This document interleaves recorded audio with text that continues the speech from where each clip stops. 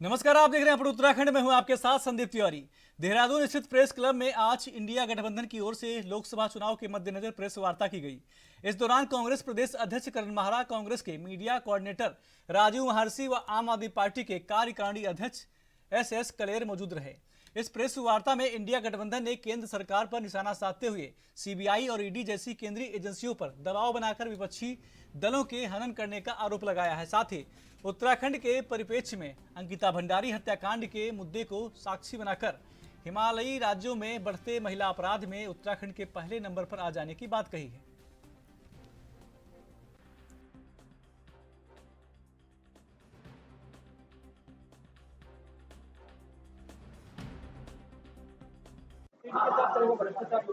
देखिए, नरेंद्र मोदी जी को ये सोच लेना चाहिए कि वो धमकी बड़े गलत टाइम पे दे रहे हैं। उनको ये बताना चाहिए, जिनके ऊपर पहले ईडी और सीबीआई की उन्होंने कार्रवाई की थी, नारायण राणे से लेके येदियुरप्पा तक और अन्य साथी कड़ी काफी लंबी लिस्ट, एक आज लीडिंग अखबार ने उनके नाम भी छापे हैं डेट वाइज। उनके खिलाफ आपने क्या कार्रवाई की? और उनको याद रखना चाहिए नरेंद्र मोदी जी को कि ये चुनाव है, लोकतंत्र है, और जनता के हाथों में जब चीजें चले जाती हैं उसके बाद जाने वाली सरकार के हाथ में कुछ नहीं रहता। हिसाब तो सबका बराबर होगा। अभी इलेक्टोरल जो बॉन्ड आए हैं सुप्रीम कोर्ट के कहने में एसबीआई की, उसकी भी बात होगी। प्रधानमंत्री केयर फंड, जिसको आप लोगों और हम लोगों से छिपा के रखा गया और सूचना के अधिकार से बाहर किया गया, उसकी भी बातें निकल के आएंगी। और जिन फंड्स की बात राहुल गांधी जी ने की थी उनकी भी बात आएगी। तो अपनी खैर खुद उनको बचाने की जरूरत है। सरकार जाने के बाद जो सरकार आएगी वो उन सभी प्रकरणों का खुलासा भी करेगी और जो कार्रवाई है वो निश्चित तौर पर होगी, लेकिन वो डराने की नहीं होगी, वो किसी निर्दोष को भयभीत करने की या जेल में डालने की नहीं होगी, लेकिन सख्त कार्रवाई होगी। जो दोषी होंगे उनको निश्चित ही जेलों के पीछे डाला जाएगा। ये हमारी तरफ से नरेंद्र मोदी जी को जवाब है। मैदान में, पहाड़ में, आपको लगता है पार्टी की तस्वीर में है? आप देखिए, कुछ प्लान करके भेजे गए, उस चीज को हम भी समझते हैं, आप भी समझते हो, और हमारे पास ये ऊपर का ज्यादा नहीं है, तो नीचे का जो दोनों सीटें इसमें 13-14% वोट परसेंटेज हमारा है, बहुत अच्छा। इन दोनों सीटों पे तो हम एकदम पलट के रखते हैं, और ऊपर भी जो भी मतलब 30,000-20,000 हर सीट पे वोट पड़ेगी हमारी, उसका बेनिफिट कांग्रेस को होगा। उसको देखते हुए कुछ लोगों का और मनोबल बढ़ता है और उसमें डाइवर्ट होते हैं कि हाँ यार, ये इनका मिलने के बाद ये परसेंटेज बढ़ रहा, कुछ ना कुछ हो सकता है। बाकी इनके अत्याचार से तो हर आदमी दुखी है। मैं मीडिया बंधुओं को पूछना चाह रहा हूँ, आज से 10 साल पहले जैसे आपका परिवार घर चल रहा था, आज के आज उसी तरह चलना? आपको ये सोचने की चिंता है, आपके बच्चों को उसी तरीके की शिक्षा मिल रही है? जो खान पीन पहले से था वो आज नहीं है, क्योंकि हर आदमी दिल से दुखी है। दबके से जरूर हो सकता है डर रहा होगा, समझिए, आपको डरने की जरूरत नहीं। मैं एक एक उत्तराखंड के नागरिक को ये कहना चाहता हूँ, कहीं किसी से डरने की जरूरत नहीं है। उत्तराखंड बहुत बड़ा हर कुर्बानी में आगे रहा है, हर चीज को उन्होंने आंदोलन में, आर्मी में, हर चीज में भागीदारी रही है। इसमें भी उनको मैं अपील करूंगा कि एक बार आगे बढ़ के भाजपा को हटाएं और इंडिया गठबंधन। लोकसभा चुनाव में बीजेपी प्रत्याशियों के पक्ष में मतदान की अपील को लेकर बीजेपी हर स्तर से जनता के बीच पहुंच रही है। इसी के तहत परेड ग्राउंड के पास बीजेपी महानगर कार्यालय में देहरादून शहर में चल रही महानगर बसों बीजेपी कार्यकर्ताओं ने मैं हूं मोदी का परिवार स्टिकर लगाकर और बसों को हरी झंडी दिखाकर रवाना किया। इस मौके पर राज्यसभा सांसद नरेश बंसल ने कहा कि कांग्रेस के राष्ट्रीय अध्यक्ष ने कुछ समय पहले यह कहा था कि मोदी का कोई परिवार नहीं है। उन्होंने कहा कि देश की 140 करोड़ जनता ने इसका जवाब दिया है।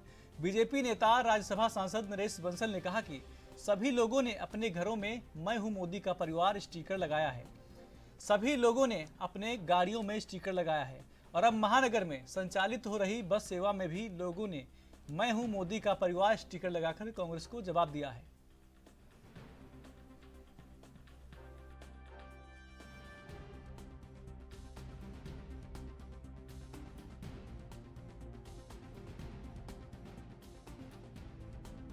सर आज काफी बसों का उद्घाटन किया है जिनको लेकर जो चुनाव को लेकर भ्रमण करेंगे, क्या कुछ है?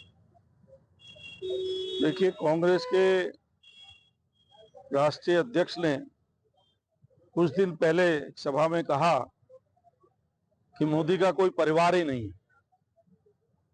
देश की 140 करोड़ जनता ने उसका उत्तर दिया है कि मैं हूं मोदी का परिवार। घर घर में लोगों ने स्टिकर लगाए हैं बताने के लिए कि मैं हूं मोदी का परिवार। कार वाले ने अपनी कार में स्टिकर लगाया है कि इस कार में है मोदी का परिवार। ऑटो वाले ने ऑटो में स्टिकर लगाया है कि इस ऑटो में है मोदी का परिवार। और आज आपके सामने देखा है कि सिटी बस जो देहरादून की है, उन्होंने भी बीजेपी के प्रति अपना समर्थन व्यक्त किया है और हर बस वाले ने अपनी बस पर स्टिकर लगाया है कि खबरों में आगे बढ़ते हैं। गढ़वाल लोकसभा सीट से कांग्रेस प्रत्याशी गणेश गोदियाल का चुनाव प्रचार अपने चरम पर है। मंगलवार को गणेश गोदियाल ने देवप्रयाग विधानसभा के वहीं क्षेत्रों में चुनाव प्रचार किया। आपको बता दें कि हिंडो लाखाल में गणेश गोदियाल ने सैकड़ों कांग्रेसी कार्यकर्ताओं के साथ रोड शो किया। इस दौरान पूर्व मंत्री प्रसाद नैथानी, सूरबीर सिंह, सजवान सिंह, कांग्रेस के कई वरिष्ठ नेता मौजूद रहे। इस अवसर पर यूकेडी सहित दूसरी पार्टियों के कई लोगों ने कांग्रेस में शामिल होते हुए गणेश गोदियाल को जिताने का जनता से आह्वान किया।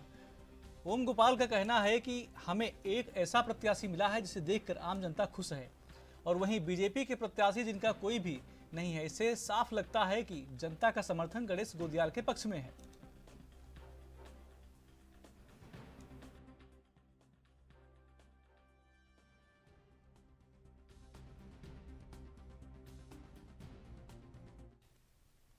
लोकसभा चुनाव की तैयारियों के बीच सत्ता दल बीजेपी ने आपको बता दें कि भारी संख्या में कार्यकर्ताओं का शामिल होना लगातार देखा जा रहा है। इसी कड़ी में आज राजधानी देहरादून के बीजेपी प्रदेश कार्यालय में कांग्रेस के पूर्व प्रदेश उपाध्यक्ष इंजीनियर एसपी सिंह ने सैकड़ों कार्यकर्ताओं के साथ बीजेपी प्रदेश अध्यक्ष महेंद्र भट्ट की अध्यक्षता में बीजेपी का दामन थामा। वहीं इस बीच बीजेपी प्रदेश अध्यक्ष महेंद्र भट्ट ने कहा कि हमारी पार्टी में सदस्यता अभियान मतदान की तिथि से एक दिन पूर्व तक चलेगा। साथ ही उन्होंने कहा कि खास तौर पर अनुसूचित जाति के तबके में काम को बढ़ाने के लिए हम एसपी सिंह का सहयोग लेंगे। वहीं इसके साथ ही इंजीनियर एसपी सिंह ने कहा कि यह बदलाव का दौर है।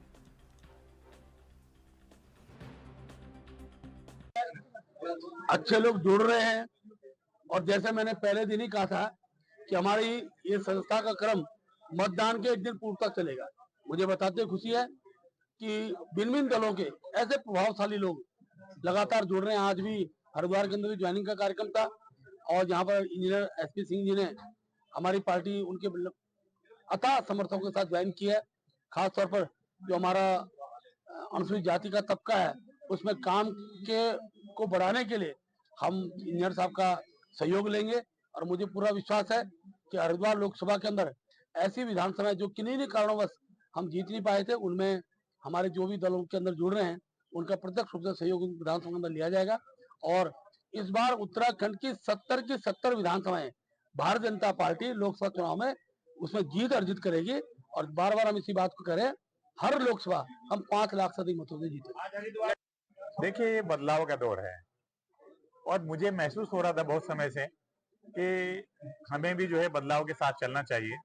जो आज देश के अंदर विकास हुआ है, जो हमारी अंतर्राष्ट्रीय स्तर पर जो छवि बनी है देश की, जिस प्रकार से आज हमारी इकोनॉमी 5th लेवल पे पहुंच गई वर्ल्ड में इकोनॉमी में, and we are likely to be 3rd economy by end of 27। तो मुझे लगता है कि हमें भी उसका हिस्सा बनना चाहिए, क्योंकि मैं कांग्रेस में एक बहुत लंबे समय तक रहा हूँ। कांग्रेस में मैंने पार्लियामेंट से लेकर विधानसभा के चुनाव भी लड़े। 2017 में मैंने असेंबली का चुनाव लड़ा था ज्वालापुर से, और लग रहा था कुछ समय के बाद से कि अब चेंज जो है बहुत जरूरी है, और देश के अंदर अगर हम मेन स्ट्रीम में नहीं चलेंगे साथ में, तो हम उस विकास का हिस्सा नहीं बन सकते जो आज देश के अंदर चल रहा है। प्रधानमंत्री नरेंद्र मोदी ने आदि कैलाश को लेकर कहा कि मेरे जाने के बाद आदि कैलाश को पहचान मिली। इसको लेकर कांग्रेस के प्रदेश उपाध्यक्ष मथुरा दत्त जोशी ने कहा कि आदि कैलाश तब से है जब शिव का जन्म हुआ था। आदि कैलाश को लोग अब से नहीं सदियों से जानते और पूजते हैं। इतना बड़ा झूठ जो व्यक्ति बोल सकता है, भगवान का भी अपमान कर सकता है। बहुत सी चीजें ऐसी है कि कल के दिन तो ये कहते हैं भगवान शंकर को कोई नहीं जानता है। आदि कैलाश तो अनादिकाल से जब शंकर पैदा हुए होंगे तब से हैं। देखो ना कितना बड़ा झूठ, जो व्यक्ति भगवान का भी अपमान कर सकते हैं वो क्या नहीं कर सकते हैं इस देश में, किसको गाली नहीं दे सकते हैं। आदि कैलाश को क्या वही जानते जब हो गए तब? जो लोग वहां बरसों से रह रहे हैं, जो पैदा हो रहे हैं आदि कैलाश में, नाभीडांग में जो लोग रह रहे हैं, गांव है वहां, उनको ऐसी बात करके उत्तराखंड को भी कलंकित करने का काम किया है। उत्तराखंड कांग्रेस के प्रदेश अध्यक्ष करण माहरा ने प्रधानमंत्री मोदी के रुद्रपुर की जनसभा पर सवाल उठाए हैं। उन्होंने कहा कि प्रधानमंत्री मोदी ने उत्तराखंड के मुद्दों पर कोई बात नहीं की। उन्होंने यह भी कहा कि अंकिता हत्याकांड पर प्रधानमंत्री ने कोई बात नहीं की, भर्ती घोटाले पर कोई बात नहीं की। इसके अलावा उन्होंने कहा कि मणिपुर में वह नहीं गए। कांग्रेस अध्यक्ष ने तमाम विषयों को उठाया और कहा कि इन विषयों पर प्रधानमंत्री ने कोई चर्चा नहीं की। कांग्रेस अध्यक्ष करण माहरा ने सवाल उठाते हुए कहा कि ये समझ में नहीं आ रहा कि मोदी प्रधानमंत्री हैं या प्रचार मंत्री।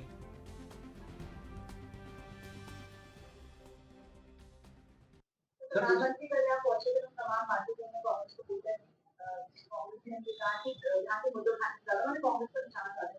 निश्चित ही वो प्रधानमंत्री हैं या प्रचार मंत्री हैं समझ में नहीं आता, क्योंकि मणिपुर को सबसे ज्यादा जरूरत थी, मणिपुर वो गए नहीं। जब तक अब चुनाव है शायद अब जाएंगे। और उत्तराखंड के, चाहे वो केदारनाथ की घटना के विषय में चर्चा करनी हो, चाहे जोशीमठ हो, चाहे सिलक्यारा की बात हो, चाहे वो अंकिता भंडारी की बात हो, चाहे भर्ती घोटालों की, और राजस्थान में मैं देख रहा था बढ़ चढ़ के वो भर्ती घोटालों की बात कर रहे थे, और यहाँ उत्तराखंड के मामले में वो एक भी शब्द नहीं बोले। तो इससे लगता है कि केवल प्रचार के लिए आए थे, बीजेपी और कांग्रेस को कोसने के लिए आए थे। उत्तराखंड के बारे में कोई रोड मैप, कोई आगे की क्या उनकी तैयारियां हैं, आगे वो क्या हमारे। खबरें और भी हैं, छोटा सा ब्रेक।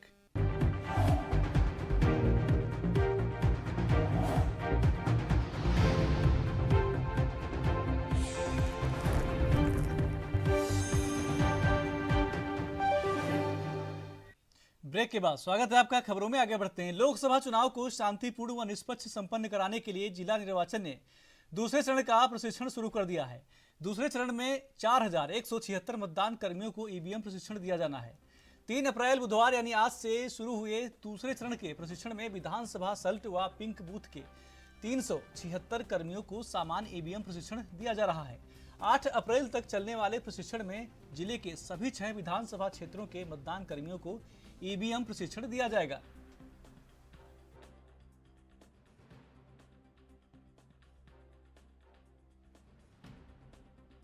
नहीं, जो सेकंड फेज का ट्रेनिंग का प्रशिक्षण चल रहा है वो पोलिंग पार्टीज का चल रहा है और वो 6 दिन में कंप्लीट किया जा रहा है, जहां 2 लोकेशंस पे कार्य किया जा रहा है। कांग्रेस छोड़कर बीजेपी का दामन थाम रहे कांग्रेसी नेताओं के सवाल पर पूर्व दर्जा मंत्री बिट्टू कर्नाटक ने कहा कि कुछ लोग लगातार सत्ता का सुख भोगने के लिए पार्टी में इधर से उधर जाते रहते हैं, लेकिन इससे कांग्रेस पार्टी को कोई फर्क नहीं पड़ता। कांग्रेस पार्टी मजबूत तरीके से चुनाव मैदान में उतरी है और उत्तराखंड की 5 सीटों को पूर्ण बहुमत के साथ जीतेगी। कर्नाटक ने कहा कि पिछले 10 सालों से जनता भारतीय जनता पार्टी की सरकार में महंगाई, बेरोजगारी और भ्रष्टाचार से त्रस्त हो चुकी है। कांग्रेस लंबे समय से सत्ता से बाहर है और कई लोग सत्ता सुख, हमेशा से सत्ता सुख भोगना चाहते हैं और इस कारण आज पार्टी छोड़ के जा रहे हैं, लेकिन उसका कोई ऐसा नुकसान आज कांग्रेस पार्टी को नहीं हो रहा है। हम लोग लगातार देख रहे हैं कि हमारे कार्यकर्ता बहुत ऊर्जावान हैं और ऊर्जावान कार्यकर्ता लगातार अपने ओर से जो बेस्ट, जो बेहतर प्रयास हो सकता है वो कर रहे हैं। हमारे 5 प्रत्याशी बहुत मजबूत स्थिति में हैं और कांग्रेस उत्तराखंड में अपना परचम लहराएगी और 5 सीटों में हम विजय श्री प्राप्त करने का। पौड़ी में नशे के कारोबारियों पर शिकंजा कसते हुए एसएसपी पौड़ी लोकेश्वर सिंह ने एक रिटायर्ड फौजी सहित 6 लोगों के खिलाफ गैंगस्टर की कार्रवाई की है। आपको बता दें कि वरिष्ठ पुलिस अधीक्षक पौड़ी लोकेश्वर सिंह ने जानकारी देते हुए बताया कि यह सभी 6 आरोपी पौड़ी जिले में स्मैक का कारोबार करते थे और इनके खिलाफ कई मुकदमे दर्ज हैं। साथ ही उन्होंने बताया कि एनडीपीएस के मुकदमों के तहत यह कार्रवाई की गई है।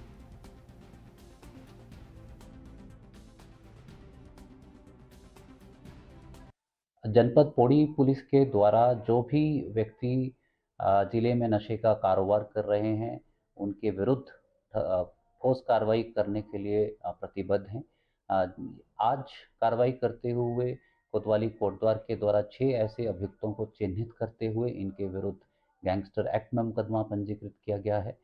गैंगस्टर एक्ट में कार्रवाई करते हुए इन 6 अभियुक्तों के विरुद्ध जो भी इन्होंने नशे का कारोबार करते हुए मूवेबल इमूवेबल प्रॉपर्टी एकत्रित की है उनको नियमानुसार सीज किया जाएगा और इनको गैंगस्टर एक्ट में गिरफ्तार करते हुए यूथ कांग्रेस के प्रदेश अध्यक्ष सुमित्र भुल्लर अल्मोड़ा पहुंचे, जहां उन्होंने मीडिया से वार्ता में कहा कि वो अंकिता हत्याकांड, भर्ती घोटाले, महंगाई, बेरोजगारी के मुद्दे के साथ कांग्रेस की गारंटी के साथ लोगों के बीच जा रहे हैं। उन्होंने केदारनाथ मंदिर में सोने की चादरों को लेकर प्रधानमंत्री से सवाल करते हुए कहा कि प्रधानमंत्री जी उत्तराखंड में आने के बाद भी इस मामले में चुप क्यों हैं। उन्होंने बीजेपी पर निशाना साधते हुए कहा कि आज बीजेपी के साथ ईडी सीबीआई भी चुनाव लड़ रही है, जिसको जनता समझ चुकी है। उन्होंने कहा कि अब बीजेपी से लोगों का मन भंग हो चुका है, जिसका 2024 में एक बड़ा जवाब जनता बीजेपी को देगी।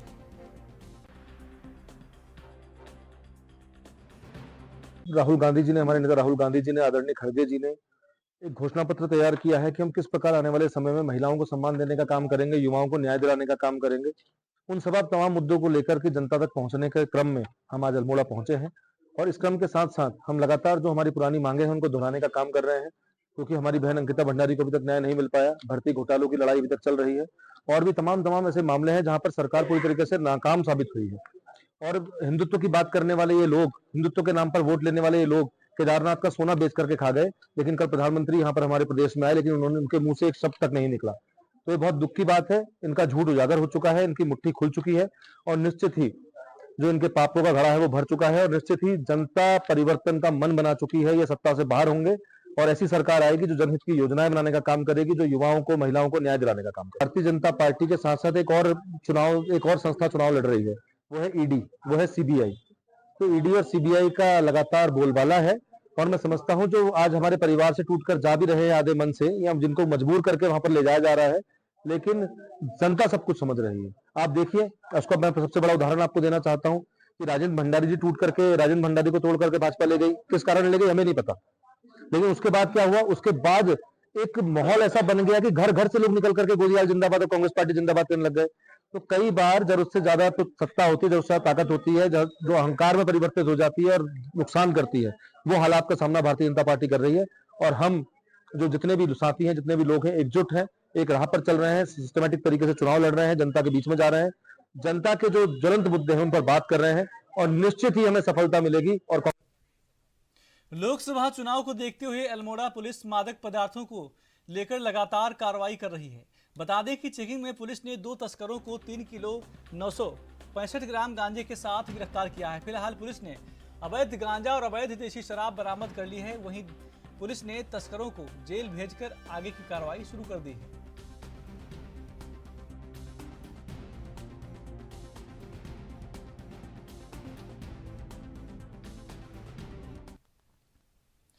लोकसभा चुनाव को लेकर उत्तराखंड चुनाव आयोग ने प्रदेश में सर्विस मतदाताओं के लिए ई पोर्टल बैलेट प्रक्रिया शुरू कर दी है। इस बात को लेकर उत्तराखंड की संयुक्त मुख्य निर्वाचन अधिकारी नमामि बंसल ने कहा कि राज्य में पंजीकृत सर्विस मतदाताओं की संख्या 93,187 है। साथ ही उन्होंने कहा कि 31 मार्च को विड्रॉल की अवधि समाप्त होने के बाद से सर्विस मतदाताओं के लिए ई पोस्टल बैलेट की प्रक्रिया शुरू कर दी गई है।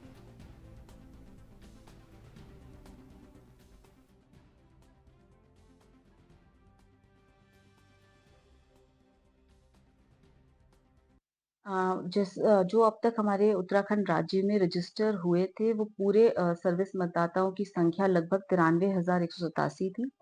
ये 93,187 जितने सर्विस मतदाता थे, इनको 31 को जैसे ही विड्रॉल की अवधि समाप्त हुई, उसके बाद 24 घंटे के अंदर ही 31 तक ही हमने ईटीपीबीएस ट्रांसमिट कर दिए हैं। और इसमें अगर बात करें ब्रेकअप की, तो पौड़ी संसदीय क्षेत्र में सर्वाधिक हैं हमारे सर्विस मतदाता, और महिलाओं की संख्या सर्विस मतदाता में लगभग 2633 है, और बाकी 90,554 हमारे पुरुष मतदाता हैं। कुल संख्या सर्विस मतदाताओं की 93,000। विकास भवन परिसर में सीडीओ अशोक कुमार पांडे ने लोकसभा चुनाव को लेकर पत्रकारों से वार्ता कर जिला निर्वाचन और स्वीप टीम की ओर से मतदान प्रतिशत बढ़ाने के लिए किए जा रहे कार्यों की जानकारी दी। सीडीओ ने कहा कि जनपद में इस बार लोकसभा चुनाव में 100% चुनाव कराना लक्ष्य है। उन्होंने कहा कि मतदाताओं को मतदान करने के लिए जिले भर में जागरूकता अभियान चलाया जा रहा है। साथ ही उन्होंने कहा कि मतदान केंद्रों में मत प्रतिशत 100% करने के लिए महिलाओं, बुजुर्गों और युवाओं को प्रेरित किया जा रहा है। सब लोगों ने जो काम किया है और जो काम करने वाले हैं उनके बारे में विचार विमर्श किया गया कि कैसे हम प्रत्येक मतदाता को मतदान के लिए प्रेरित कर सकते हैं। मुख्य उद्देश्य यही है कि हम हर बूथ पे पहुंच जाएं, हर मतदाता। और बुलेटिन में मेरे साथ इतना ही। देश प्रदेश की तमाम खबरों के लिए देखते रहिए एएनबी न्यूज। नमस्कार।